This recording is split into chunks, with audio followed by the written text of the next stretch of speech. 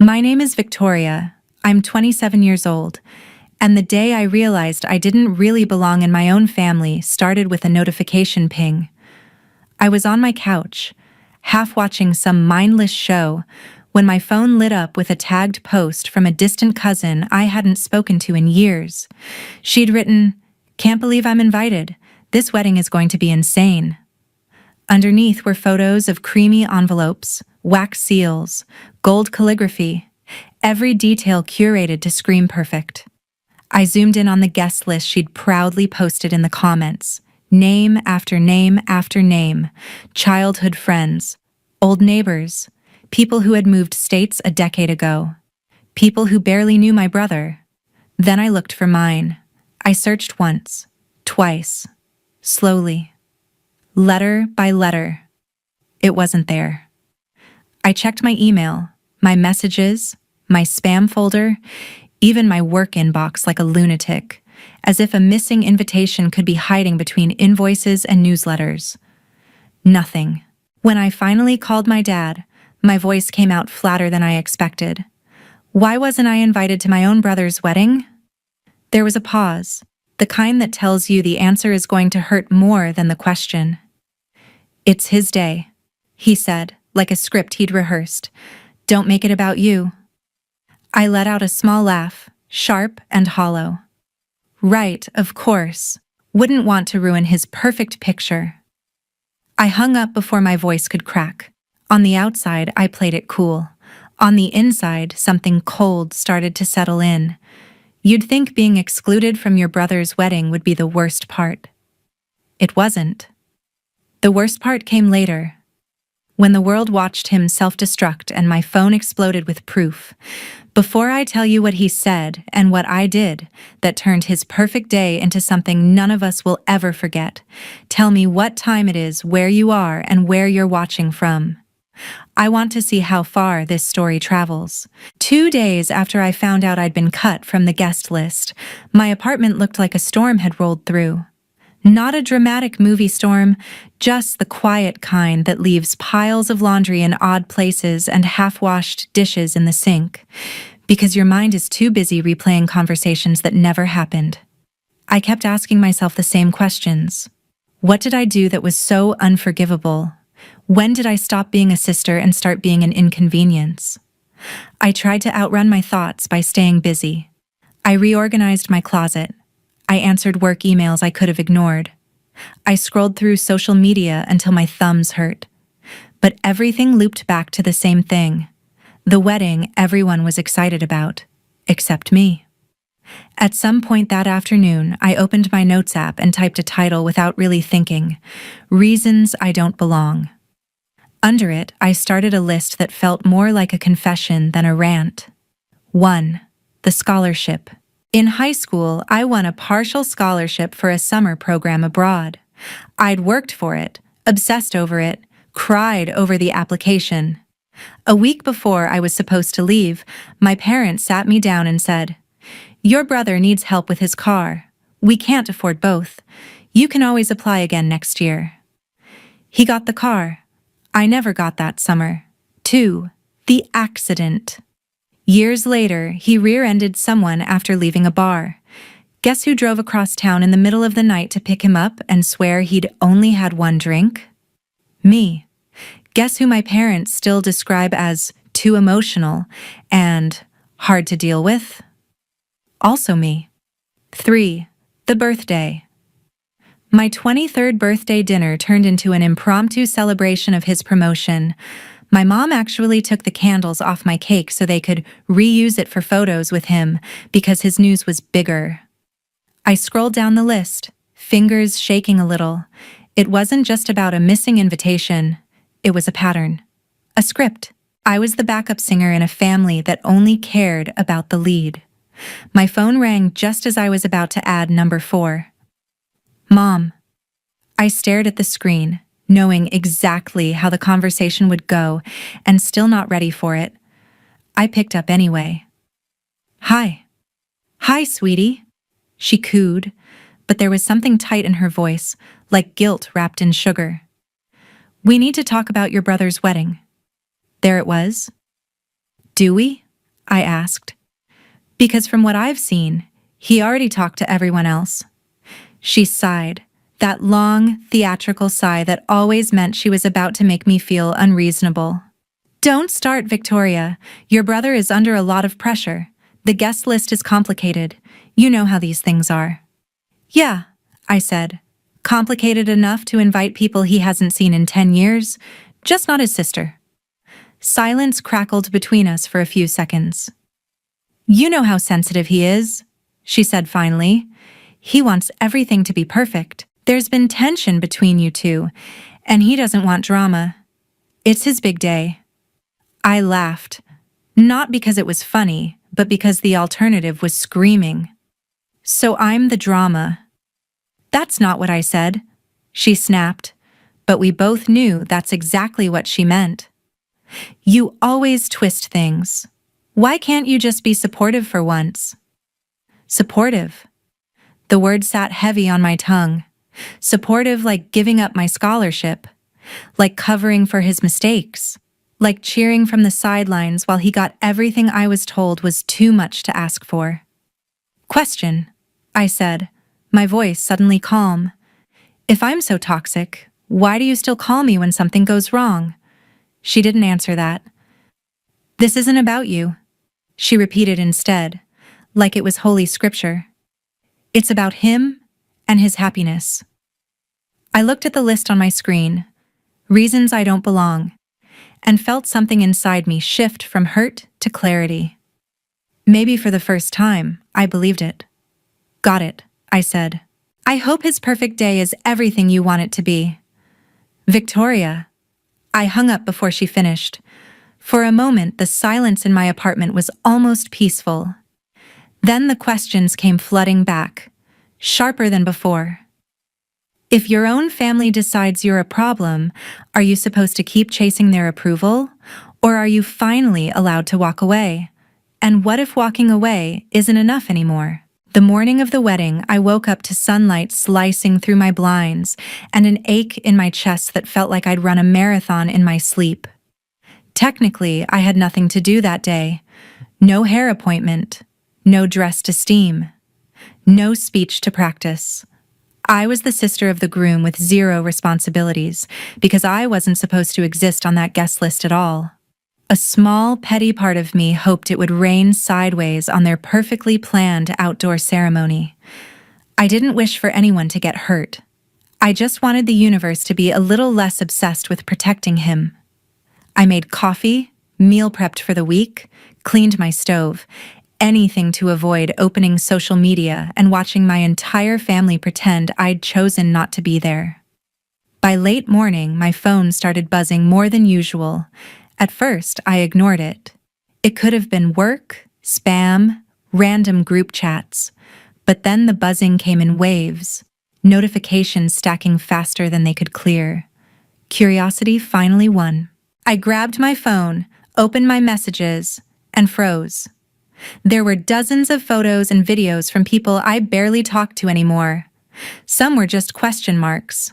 Some were, OMG, is this your brother? The first video I tapped open was shaky, recorded vertically from the back of what looked like a beautiful reception hall. Soft music played in the background, then cut off abruptly. The camera jerked toward the dance floor. That's when I saw him. My brother, still not named yet in this story, but very real to me, was in the middle of the room, suit jacket hanging open, face twisted in a way I'd never seen in public. He lunged forward and grabbed his bride by the back of the head, fingers tangled in her styled hair. She screamed, the sound slicing through the speakers and the stunned silence of the crowd. Gasps, a glass shattering. A distant, horrified, "Oh my God, is someone recording this?" I watched, numb, as guests rushed forward, some trying to separate them, others frozen, phones raised. The video cut off mid-scream, but more kept rolling in. Different angles, different lengths. Same disaster. In one, he was shouting something about no one listening and, "This isn't what I wanted." In another, the bride was sobbing. Mascara streaked down her face, her mother yelling at my brother while my father tried to drag him away. It was like watching a car crash involving people you know. You want to look away, but you can't. I stared at the screen, not sure what I was supposed to feel. Satisfaction? Fear? Justice? It was the first time the world saw what I'd grown up seeing, the version of him that wasn't charming or fragile or under pressure, but dangerous when he felt cornered. My phone rang, snapping me out of it. Mom. I almost let it go to voicemail, but I answered because I wanted to hear what her version of the truth would sound like now that everyone had seen the footage. Victoria! Her voice was raw, frantic, like she'd been screaming. Are you seeing this? Have you seen the videos? Yeah, I said quietly. Kind of hard to miss when they're all over my phone. It's a disaster, she choked out. The ceremony stopped. Everyone's whispering. People are posting things online. She broke off, sobbing. We need you. There it was again. Not we miss you. Not we were wrong to exclude you. Just, we need you. Why? I asked. You didn't need me when you planned this place-setting circus. Don't be cruel right now, she snapped, desperation bleeding into anger. Your brother isn't well. He's having some kind of breakdown. He won't listen to anyone. He keeps saying nobody understands him. He went outside and refuses to come back in. I can't get through to him. Your father can't. His friends can't. But he listens to you. I almost laughed. If that were true, none of this would have happened. He had me erased from the guest list, I reminded her. Are you sure the person he needs is the one he pretends doesn't exist? Victoria, she said, and this time my name came out as a plea. Please, I know we hurt you. I know we made mistakes. But right now I don't need a lecture. I need my daughter. Please come, before he ruins everything. I looked at the paused frame on my phone, the image of my brother's hand twisted in his bride's hair, guests recoiling, outrage already brewing in the comments underneath the reposted clips. He was already ruining everything. The question was, did I want to stop him? Or let him finally face the consequences? Tell me the truth, I said, my voice low. Whose idea was it not to invite me? Silence. Then, very softly, he said it would be easier, that you'd just cause tension. We didn't want to fight. So they'd chosen peace for him, war for me. Typical. You're asking a lot from the person you decided was disposable, I said. I know, she whispered, but you're still my daughter. And whether you believe it or not, you're still his sister. Please. I stared at my reflection in the black screen of my TV. For 27 years, I'd been the one expected to swallow my pride for the sake of family. Was I really about to do it again? Or was there another way? One where I showed up, not as their fixer, but as the person they had underestimated one last time. I didn't leave the house right away. I sat on the edge of my couch with my keys in my hand, my brain running through every possible version of what could happen if I showed up. In most of them, I ended up being blamed. Again. But there was one version that kept tugging at me, a version where I walked in and didn't play my assigned role, where I didn't smooth things over, where I didn't make excuses, where I told the truth. That thought alone was enough to make me stand up, grab my bag, and head out the door. The drive to the venue should have taken 20 minutes. It felt like hours. I turned off the music and let the road noise fill the space while my mind played a montage in black and white. Memory 1. I was 12, he was 15. We were in the kitchen, arguing over something stupid. TV time, I think. He shoved me hard enough that I hit the counter and knocked over a glass. It shattered on the floor, cutting my hand. I cried out, not from the pain, but from shock. Mom rushed in, took one look at the scene, and rounded on me. Look what you made him do, she scolded. You know how he gets when you provoke him. She bandaged my hand and kissed his forehead. Memory 2. He missed my college graduation because he was too stressed about a presentation at work. The week after, my parents hosted a dinner for him to celebrate his promotion. No one mentioned my degree. I watched them raise glasses to his hard work while my diploma sat in a cardboard tube in my closet. Memory 3. The time he called me at 3 a.m., sobbing that his girlfriend had threatened to leave him. I stayed on the phone for hours, talking him down. The next day, when I asked how he was, he said, "You're being clingy." It wasn't that serious. Each memory slid over the last, layering into a picture I couldn't unsee anymore. It wasn't just that he was the golden child. It was that I was always the cushion. The one everyone fell on when they jumped, trusting I'd absorb the impact. As I turned onto the long road leading to the venue, my phone buzzed with more notifications.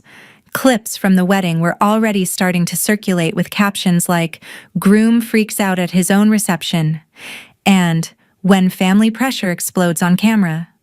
The view counts were climbing. Part of me wondered if I should be horrified. Another part thought, maybe this is the only way any of them will see what I've been trying to say for years. The venue itself was obnoxiously perfect. White building, manicured lawn, strings of lights overhead. Cars lined the driveway, some already leaving. A few guests stood outside, talking in low, urgent voices, dresses and suits, slightly disheveled. I parked at the far end of the lot and took a deep breath before getting out, as if I were about to walk onto a stage. In a way, I was.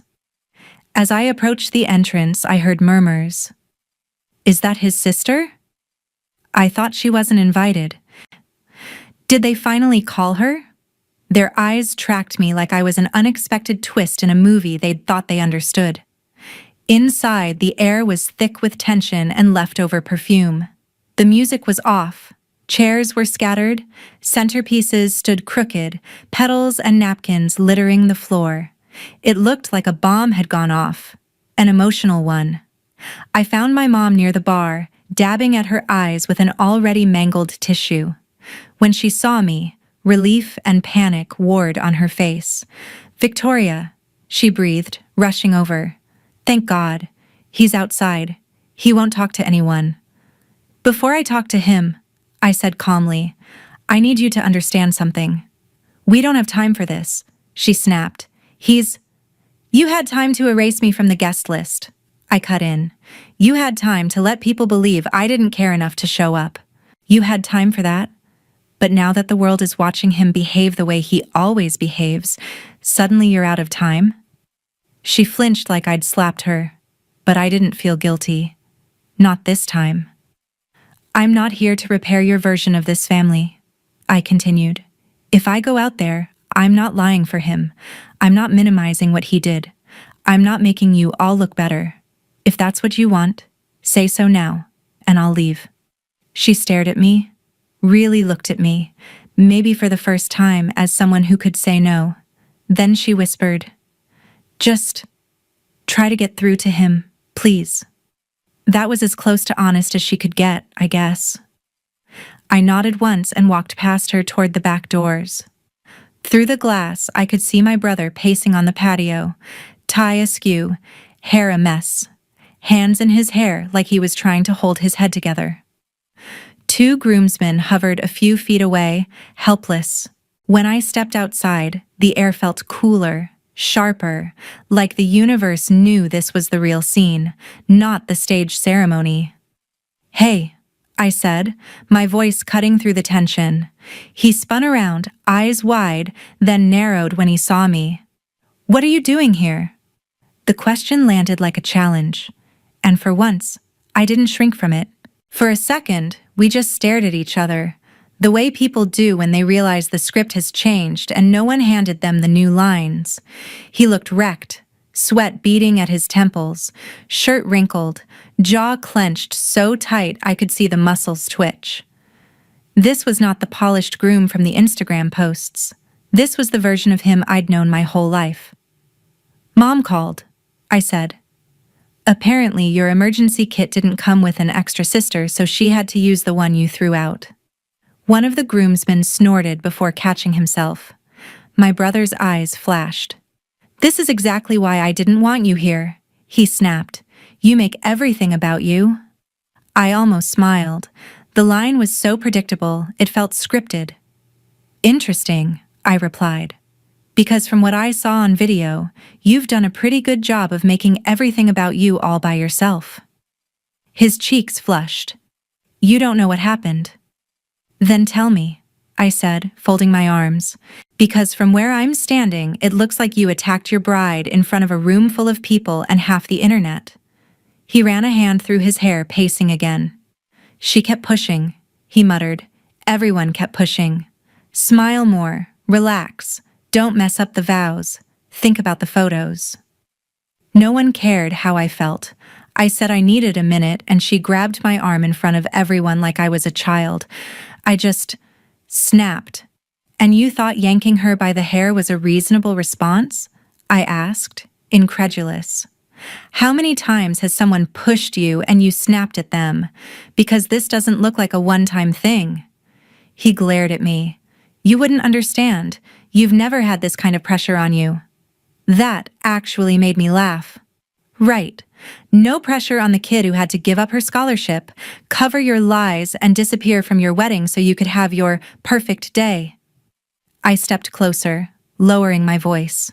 "Do you really believe your own story that much?" Something flickered in his eyes, annoyance, then uncertainty. Before he could respond, the door behind me flew open. The bride stepped out, her dress slightly dirty at the hem, makeup smudged, eyes blazing. Up close, she looked less like a fragile victim and more like someone who'd just realized the house she'd planned to live in was built on a sinkhole. "You have some nerve," she spat at him, not even acknowledging me.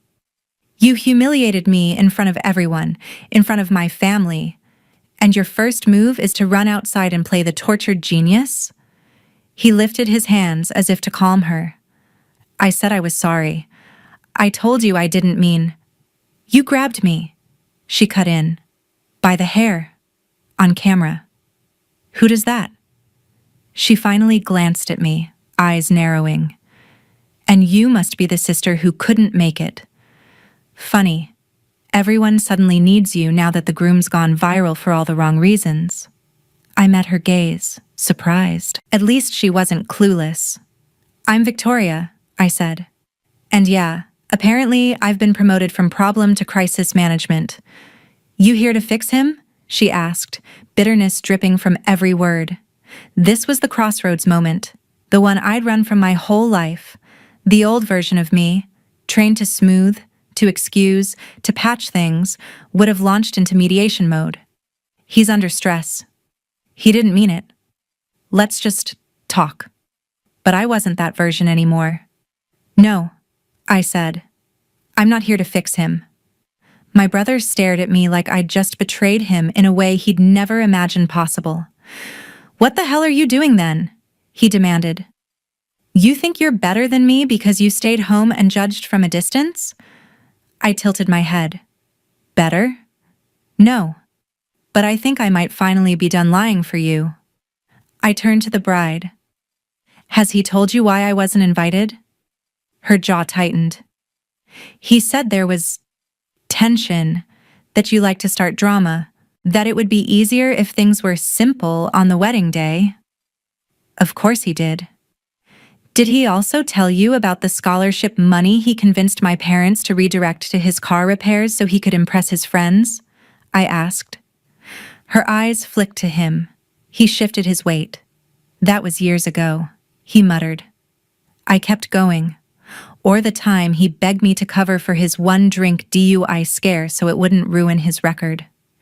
Or how my parents canceled my graduation dinner because he had a more important presentation to prep for. "Stop it," he hissed. "You're twisting things." "Am I?" I asked the bride. Because from where I'm standing, today is just the first time he publicly did to you what he's always done to everyone who loves him: lash out, then ask us to rearrange ourselves around his shame. She looked between us, processing. The groomsmen, sensing this was no longer a conversation they should be part of, slipped back inside. For a moment, it was just the three of us. The distant murmur of guests behind the doors, and the muffled ping of notifications from someone's phone. "Why didn't you invite her?" the bride asked him quietly, gesturing toward me. He swallowed. "We've always had issues," he said, eyes on the ground.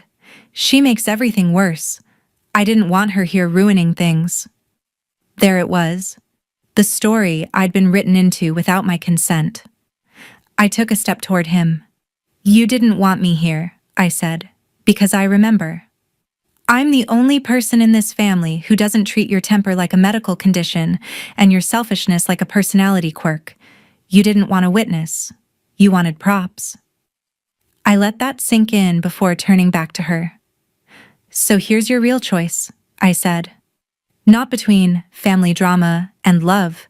It's between marrying someone who sees everyone around him as a supporting character, or walking away before the highlight reel of your life becomes one long apology for him."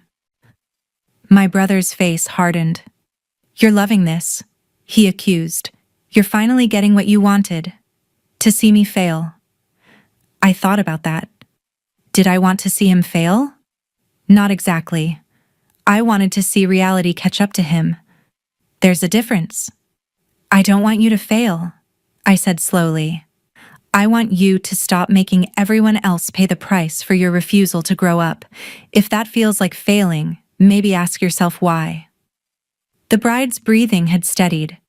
She wiped her cheeks with the back of her hand, ruining her makeup further but somehow looking stronger for it. "I needed to hear this," she said quietly, more to herself than to me. Then she turned fully to him. "If this is how you handle pressure on day one, what happens when real life hits? When we have kids? When work gets worse? When something goes wrong and there aren't flowers and photographers to make you behave?" He reached for her. "It won't be like this," he insisted. I lost control for a second." "You didn't just lose control," she said. "You exposed who you are when you think you can get away with it." She looked at me again, eyes searching. "If this were your wedding," she asked, "what would you do right now?" The question caught me off guard. No one in my family ever asked what I would do. "Honestly," I replied, "I'd stop the show.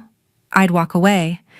And I wouldn't look back unless the person who hurt me proved, over time, that they'd done the work to be better. Not with flowers, not with speeches, with actions."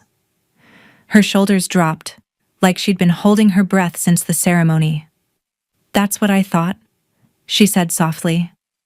Then she slipped the ring off her finger, pressed it into his palm, and closed his hand around it. "We're done," she said. "Not because of her." She nodded at me. "Because of you." His mouth opened, then closed again. No comeback, no excuse, just shock. For the first time in my life, I watched him realize that his actions had cost him something he couldn't immediately get back, and he had done it in front of an audience. Word traveled inside faster than any official announcement. By the time we stepped back into the hall, the bride ahead, my brother behind us, the room was dead silent, phones half hidden in people's hands. The bride's mother rushed over, but her daughter cut her off. "There's not going to be a wedding today," she said, voice trembling but clear. Gasps, whispers, the faint chime of a notification. My mom grabbed my brother's arm. "We can fix this," she hissed. "Just apologize. We'll say you were overwhelmed." "Stop," I said. He didn't trip on the aisle. He grabbed his bride by the hair. My dad glared. "Lower your voice. You're making a scene." I almost laughed. No, he made a scene. I'm just not sweeping it under the rug. The bride turned so everyone could hear. I thought today was about love, she said. Instead, I got dragged in front of everyone because he snapped. And apparently, she added, nodding at me, this isn't new. His family's been covering for him for years, erasing the one person who won't play along. Eyes landed on me. This was the moment they'd all hoped would never come, the scapegoat with a microphone.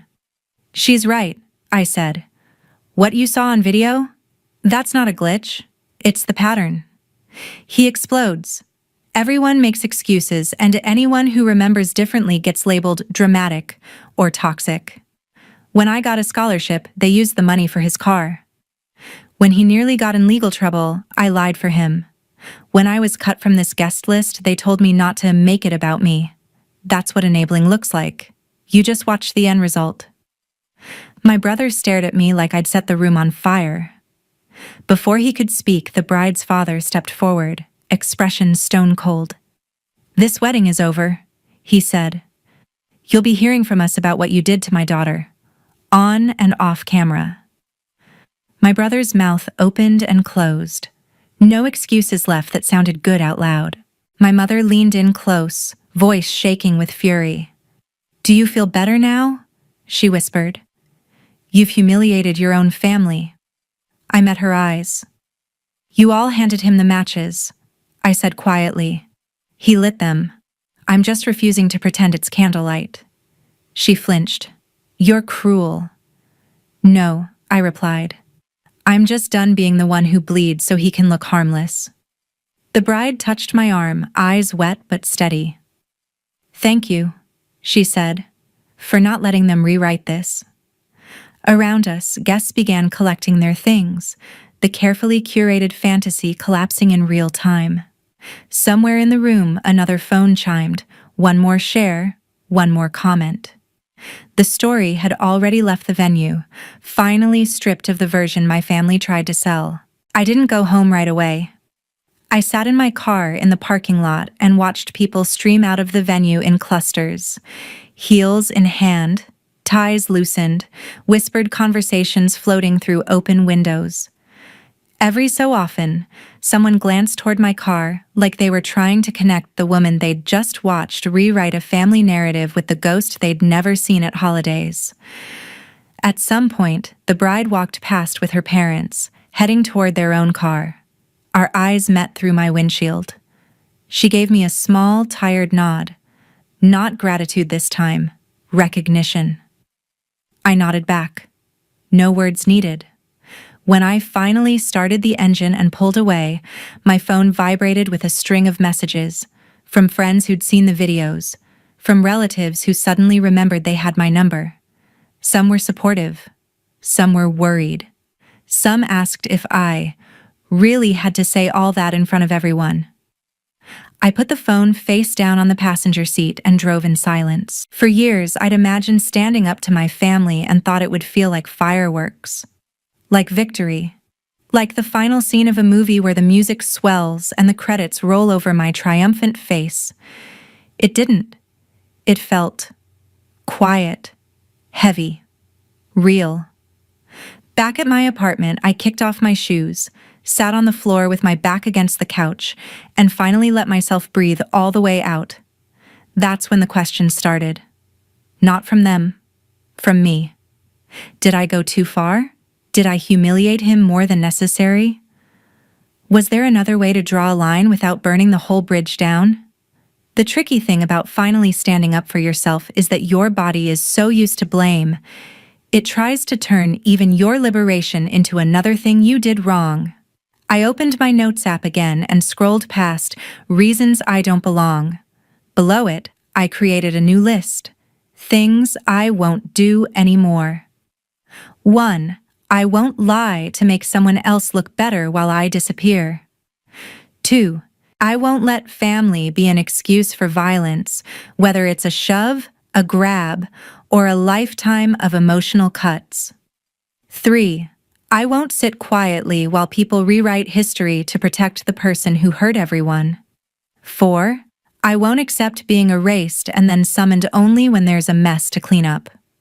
Staring at that list, I realized something I'd never allowed myself to say out loud.